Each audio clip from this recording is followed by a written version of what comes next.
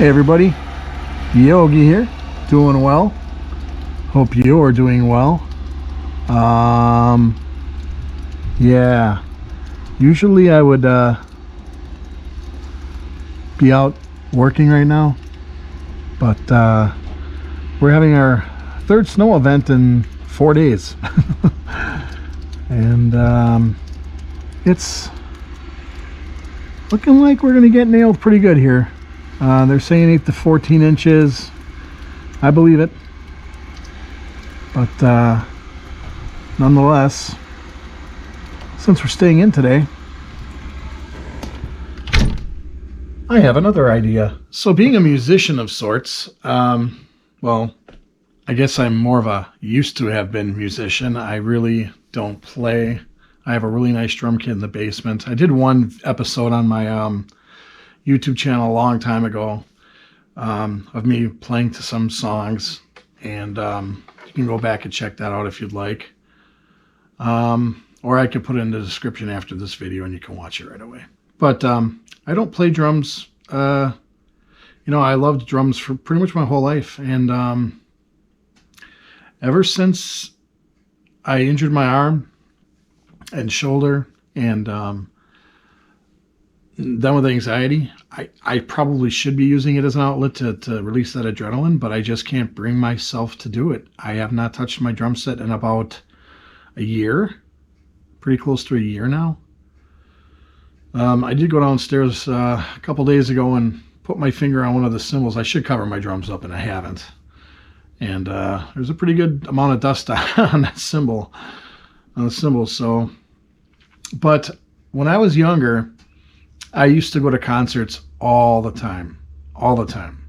And what I did is I actually have a book, this photo book right here.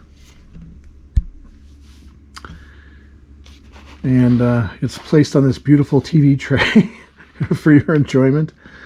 But what I used to do is I would save concert stubs. Let's take a look, and I'll kind of talk to you from what I can remember about each of these concerts that I went to. The first concert I recall seeing that I don't have a ticket stub for, that I didn't pay, well, you paid to get in, but it was Summerfest.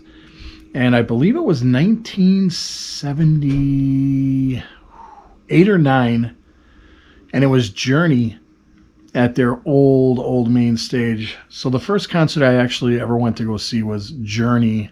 The first concert I actually paid to see was Phil Collins on February 3rd, 1983. Paid a whopping, what was it, $10? Oh, $11.50 to see Phil Collins. Now, from what I remember of Phil Collins' show, is it was at the old auditorium, which is no longer there. It's called the Milwaukee Theater now, and they re-gutted out and redid the whole thing.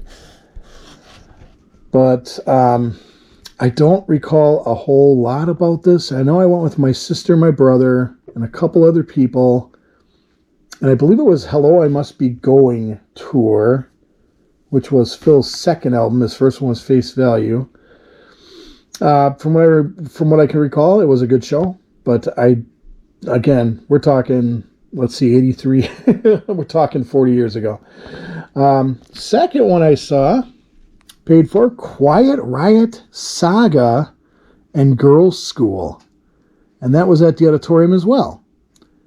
And that one was what, $12.50? Ooh, $12.50. And that was January 14th, 1984. Now, Quiet Riot had just struck it big with Come On, Feel the Noise and Metal Health, first metal album to hit #1 on the charts, actually. Saga and Girls' School. Girls' School, I can understand. They were more of a rock band. Saga kind of was out of place there. They were more of a prog band, but a darn good band. Their album, Worlds Apart, real good album. Wind 'Em Up, On the Loose. That whole album's good. That's one of those albums that I can listen to from beginning to end, and it's a great album. Don't recall much about that show either. Again, we're talking 41 years ago. So then in June 25th, 1984, I got to see for the first time the band that made me want to play drums, Rush. And that was at the Arena That was the Grace Under Pressure tour, and that was Gary Moore opening up for him. Gary Moore, great blues, came to be known as a blues musician. Unfortunately, has passed. But he had a pretty rocking album back then called, I think it was Victims of the Future. And he did a cover of Shapes of Things that was really good. Not a bad album back then. Good opener, solid. He had Ian Pace from Deep Purple drumming on that album. And live, actually. He was there. Rush, what I remember about this Rush show is that we went to the Hyatt trying to get their autographs. Didn't even know if they were staying there, to be honest with you. But the Hyatt was kind of like across the street from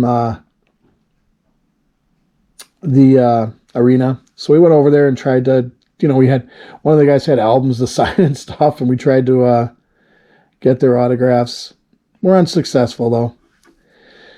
All right, back to 1984, November. Quiet Riot comes back again. This time they had Condition Critical, their second album out. Again, it was at the Auditorium. And Whitesnake opened up for them. They were touring for the Slide It In album. And that was a good album. And good tour. And good show. I do remember both bands being really good. And it was a good show. The next one, Crocus and Dokken. Now, I took a photo of this earlier today, and I sent it to my friend Randy, who we went to the show together, and I was like, remember this show? And he's like, oh, yeah, I remember that show. So, yeah, it was at the Eagles Club, which is on Wisconsin Avenue in Milwaukee. Still there, Eagles Ballroom. Crocus with Dokken opening up. Crocus was touring behind the album, I believe, The Blitz at that time. And Dokken was touring for Tooth and Nail. Dokken smoked Crocus, in my opinion. Yeah, Crocus was okay, but I was more of a Dokken fan back then. Bon Jovi and Rat. I took pictures at this show, and I actually have them in another binder that I brought out today, and I was looking at them. But this was at the Mecca Arena, the Milwaukee Arena. Ticket prices are creeping up, $13.50 for this show. We had pretty good seats, though. And this was Rat touring for, I believe, Invasion of Your Privacy, their second album. And Bon Jovi was touring for 100 degrees Fahrenheit. And Bon Jovi was good. Rat was good. And it was a good show. So I actually grade them. So a B. That show was a B. So then we get to Wednesday, October 30th, 1985. $14.50. Prices going up again. Motley Crue and Autograph. So Motley Crue was touring for Theater of Pain, and Autograph, Sign In Please. They had their big hit, Turn Up the Radio. Good show. Tommy Lee, he was doing his little drum solo where the platform rose on a 90-degree angle, and real good show.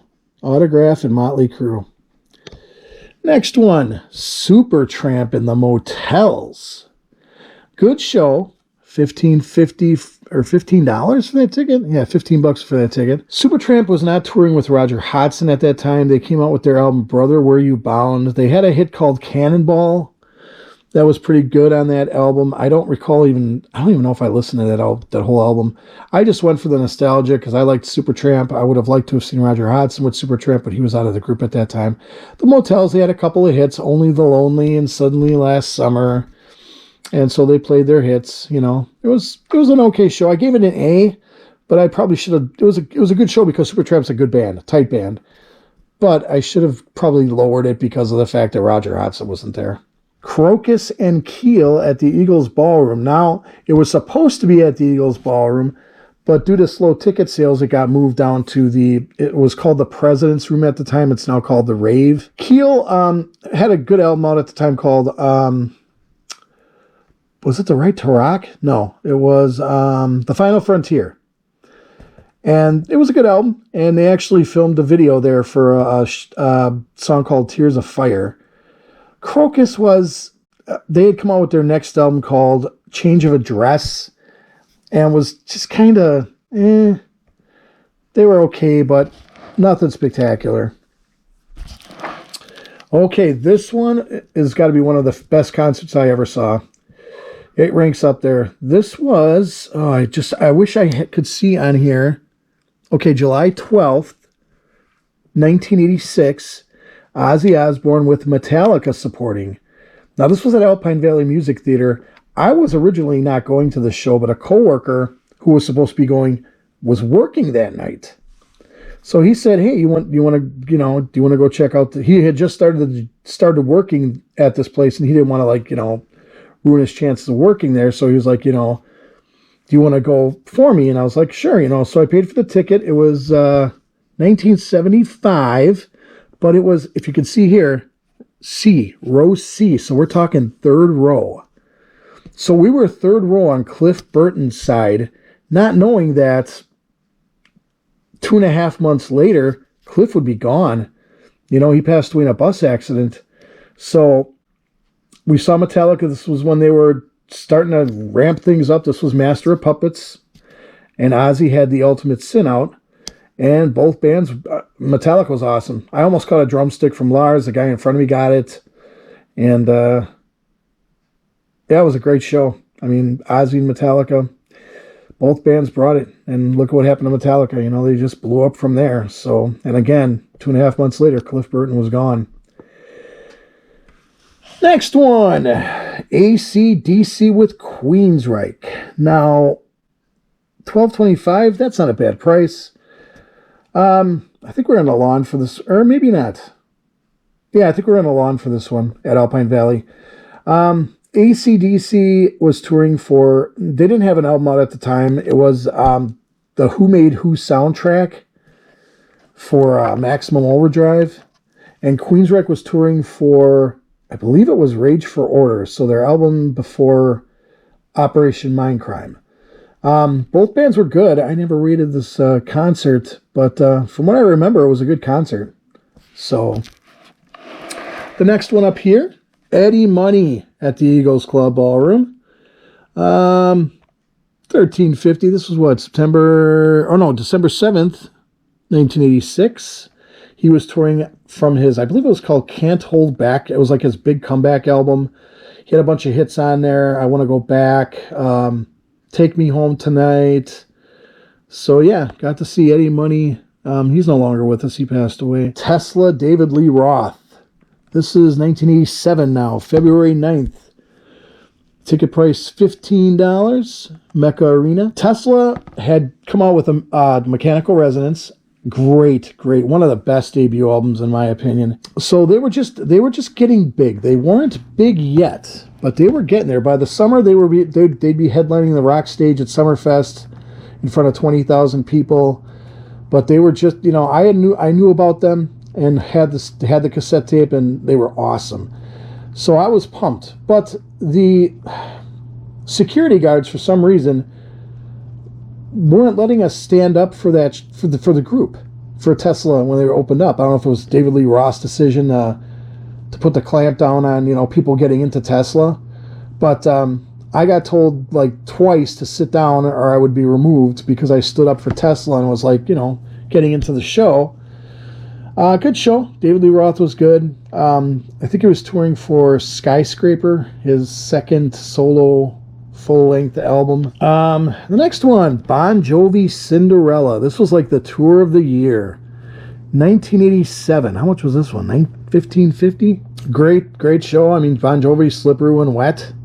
That was his album then. That all the hits are on that one. You Give Love a Bad Name. Wanted Dead or Alive. And then Cinderella was pretty hot at the time. They had Night Songs come out, which to me is a really great debut album. I wouldn't put it at top 5, but it was still a great debut album nonetheless. I gave it an A. I do remember they filmed a video for Raise Your Hands, and parts of Wanted Dead or Alive were filmed at that show as well, the video. Iron Maiden and Wasted. Pete Way from UFO had a band called Wasted. Never really knew much about them, wasn't into them. Iron Maiden, though, they were touring for Somewhere in Time. So this was 1987. This show cost $15.50. Pretty good seats. Iron Maiden always put on a great show as far as I was concerned.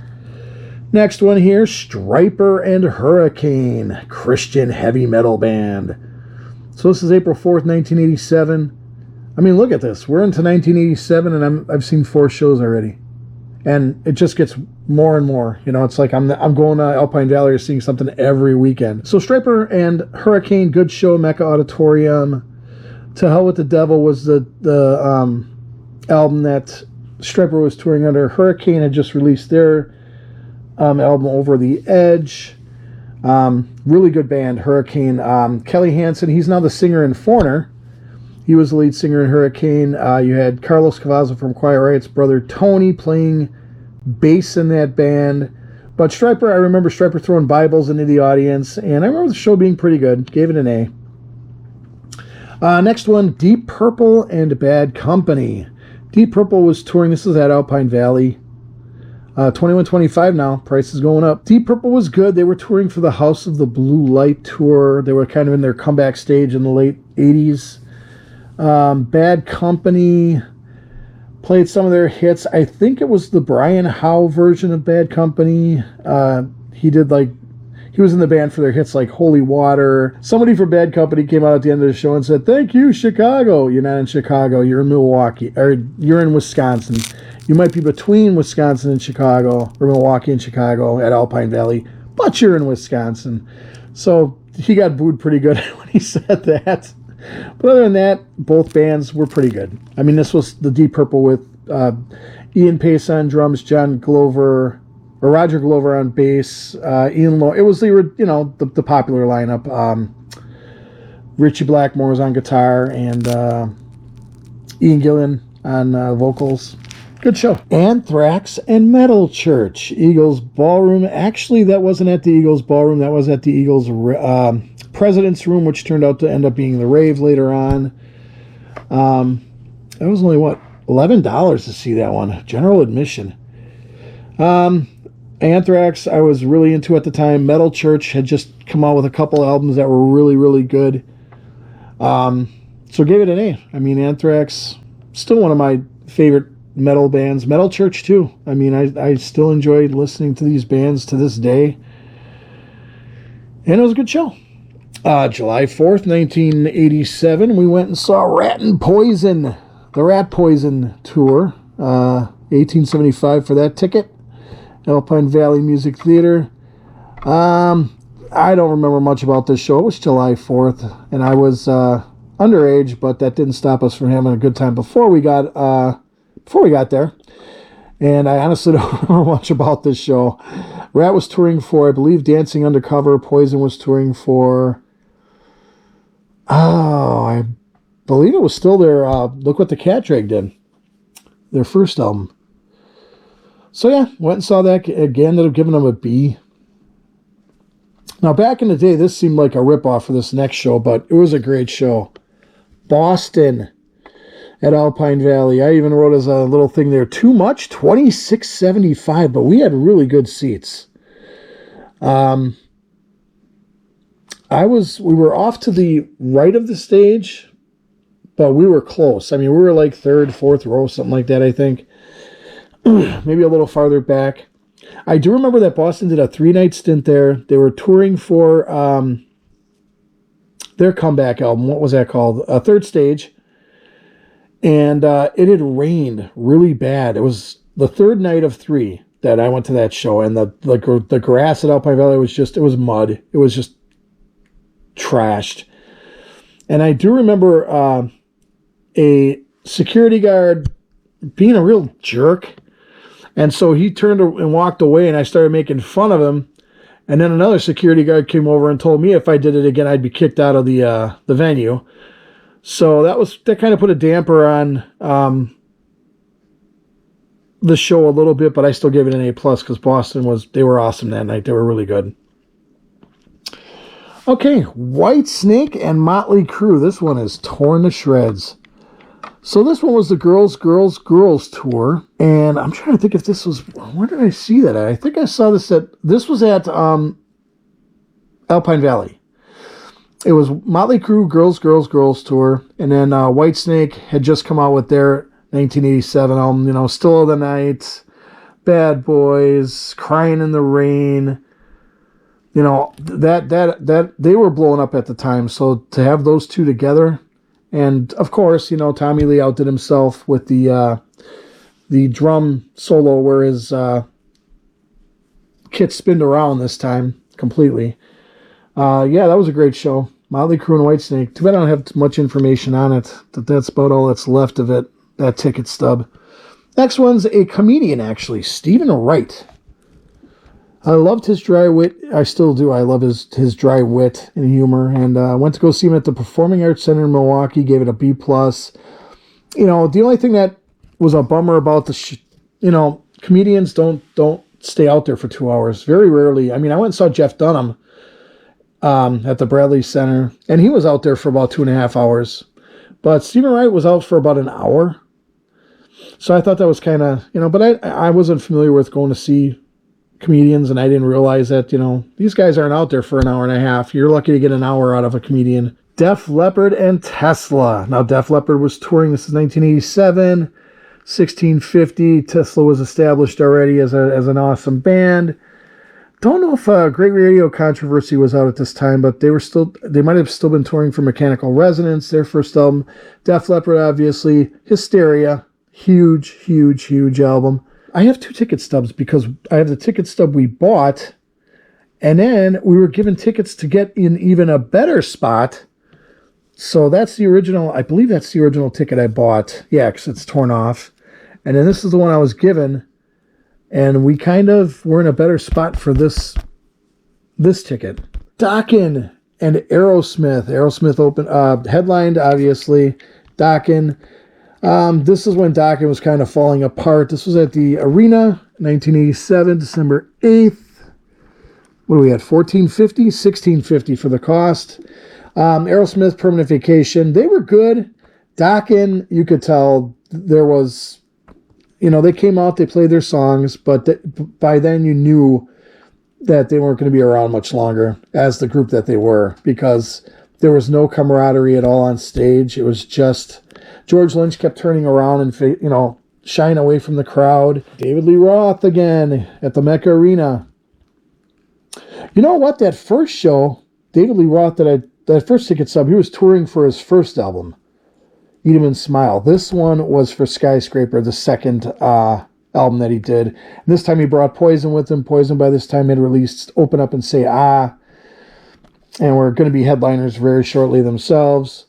But that one cost, what, $16.50. Pretty good seats. Next one, Robert Plant. I got it sideways, so we'll turn it that way. Robert Plant in Mission, UK. Now, I'd bought my brother and his wife, and then decided I was going with. This as part of their wedding present, because my brother was a big, Robert Plant, Led Zeppelin fan. I liked Robert Plant, obviously Led Zeppelin. So this was his Now and Zen tour, where he did Tall Cool One, Heaven Knows, that album. And it was 1987. Tickets were $18.50. Robert Plant was good. Mission, UK, I knew absolutely nothing about, so I gave it a B because I knew nothing about that band. So that was at the Marcus Amphitheater, where on the Summerfest grounds. Iron Maiden and Megadeth.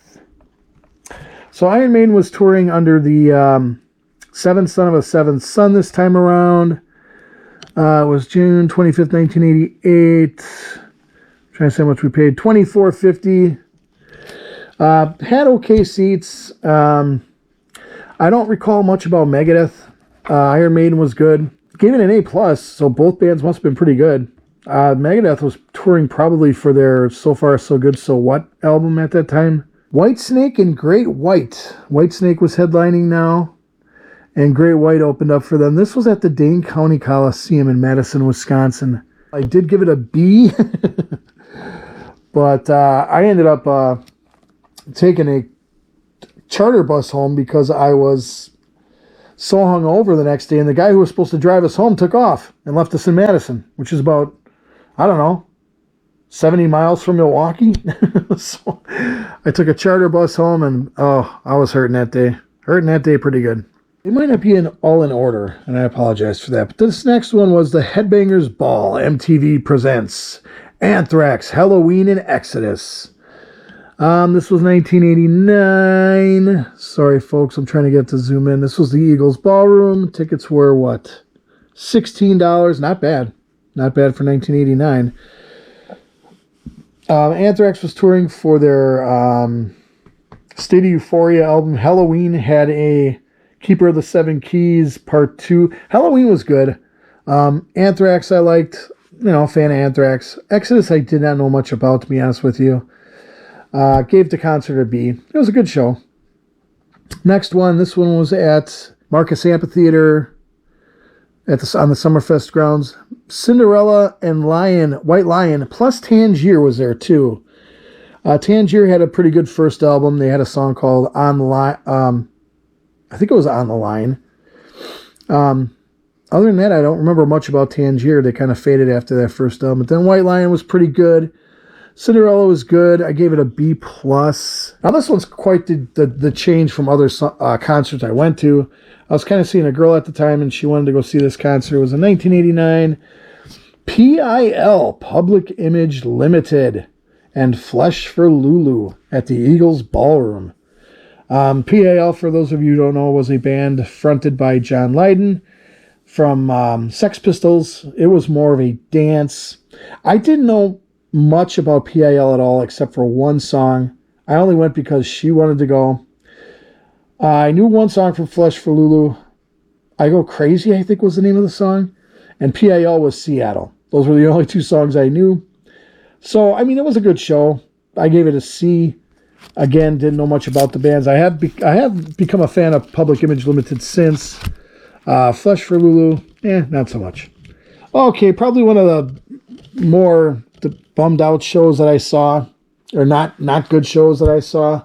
Marillion, who is an excellent band. If you're into bands like Genesis, Marillion's a really good band.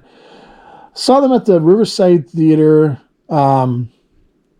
A local band, Warp Drive, opened up, or a regional band. But Marillion at this time had changed singers. Now, the singer that was really, really popular at the time his name was Fish, or Derek Dick was his name, but Fish was his name, his stage name. And they were pretty successful with a bunch of albums. Scripts for a Jester's Tear, Misplaced Childhood.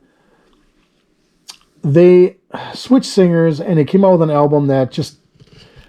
It was so weird to see them playing with a different singer, trying to do the songs of Fish. It wasn't the same, so I wasn't really into that concert, Next one, Whitesnake and Kix at the Market Square Arena in Indianapolis. Yeah, we did a road trip down there. Indianapolis to see Whitesnake and Kix. Kix was touring for Blow My Fuse. Great album. Kix was a very underrated band, in my opinion. Whitesnake and Kix, both great bands, and was a great show. While we were down there, we did a Indianapolis Motor Speedway Hall of Fame Museum and did a track tour. Took a bus around the track. Next one, this was a great show. Joe Satriani, 1990, Riverside Theater with Stevie Salas Color Code. And, after this show, I don't know what happened to Stevie Salas Color Code. Obviously, Joe Satriani's still around. He's doing his own stuff, doing stuff with Chickenfoot, and now he's going out and playing with Sammy Hagar and Michael Anthony and Jason Bonham. I think they're going to go out and do a tribute to Van Halen songs or something like that. But yeah, this was Joe Satriani touring for his, I didn't even have to look it up. I thought of it. Flying in a Blue Dream tour. That had some really good songs on it. Joe actually sings on a couple songs on there. Big Bad Moon does a cover of Big Bad Moon, which unfortunately is not on the release that's out there now on Amazon Music. I don't know if there's an issue with getting permission, but the next one, Rush again, and Mr. Big. This is 1990, the Presto tour for Rush, and Mr. Big was touring behind their debut. Mr. Big is Eric Martin, Billy Sheehan, Paul Gilbert, and the late great Pat Torpey on drums. Alpine Valley, great show, great tour. Gave it an A. Rush always brings it as usual. This one was Testament. Megadeth headlined This was the Rust in Peace tour. It's really faded up above that. And then Testament opened up for them. Both bands I liked. I was more of a heavy metal guy back in the day. Went and met Testament, got their autographs earlier in that day at a record signing. Good show. It wasn't actually, it says here Central Park. Well, it was called Central Park at the time. It's the Eagles Club, but it was called Central Park for a brief period. It was in the Eagles Ballroom is where that show was. So that's half of my ticket stubs. I'm going to do a part 2 because this is getting pretty long.